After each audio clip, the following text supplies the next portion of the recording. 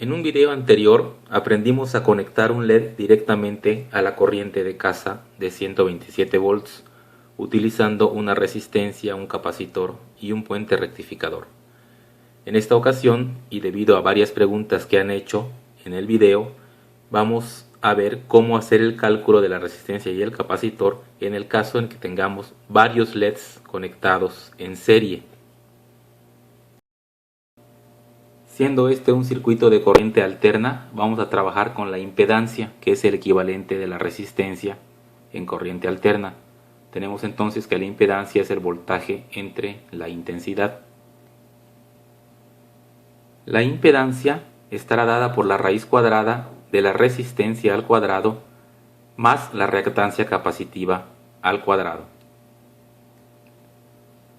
Y la reactancia capacitiva tiene este valor 1 sobre 377 por el valor de la capacitancia para un circuito a 60 Hz. Al sustituir la reactancia capacitiva en nuestra ecuación, obtenemos esta expresión. De aquí vamos a despejar la capacitancia, que es el valor que estamos buscando, para poder hallar su valor. Y obtenemos esta expresión, que es un tanto complicada, pero en un momento vamos a ver un método para encontrarla. La resistencia se utiliza para limitar la corriente inicial, ya que cuando el circuito se conecta por primera vez, el capacitor se comporta como un cortocircuito y circula una corriente muy alta. Debemos de checar cuál es la corriente máxima y max que soporta nuestro LED en la hoja del fabricante, pero aproximadamente es 10 veces el valor nominal, por lo cual vamos a encontrar de esta forma la resistencia. Por otro lado, el voltaje que va a ir en esta fórmula es el voltaje de la red menos la caída de tensión en los LEDs. Si tenemos n LEDs, vamos a multiplicar el número de LEDs por el voltaje que cae en cada LED, que también depende del LED en particular que estamos utilizando. Bueno, estas fórmulas se ven un tanto complicadas, pero hemos hecho una hoja de cálculo que vamos a enseñar ahorita para facilitar el cálculo dependiendo del número de LEDs que utilicemos y sabiendo cuánto es la corriente del LED en particular y el voltaje. Esta es la hoja de cálculo que hemos diseñado para facilitar el cálculo del capacitor y de la resistencia que vamos a usar en el circuito. Los valores que tenemos que alimentar a esta hoja de cálculo son el voltaje del LED en particular que estamos utilizando. Recordemos que los LEDs blancos tienen aproximadamente 3 volts, pero debemos de checar en la hoja del fabricante del LED en particular que usemos.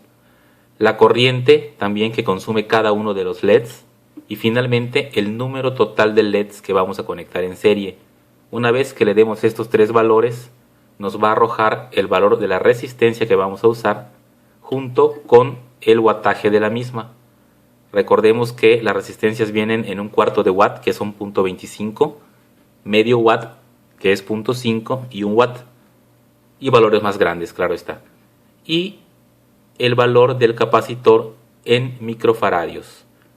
Claro está que debemos encontrar ya en la tienda el valor más cercano posible a los que nos arroja la hoja de cálculo. Por ejemplo, si quisiéramos usar en lugar de 10 LEDs una tira de 20, entonces tendremos que utilizar un capacitor de 1 microfaradio aproximadamente y la resistencia de 635 ohms a un cuarto de watt. Tenemos aquí ya el circuito armado. La resistencia, en este caso hemos usado 2 resistencias en serie para llegar al valor que nos da la hoja de cálculo, y también utilizamos 2 capacitores en paralelo por la misma razón, porque no tenemos el valor exacto que nos da la hoja de cálculo y podemos hacer combinaciones.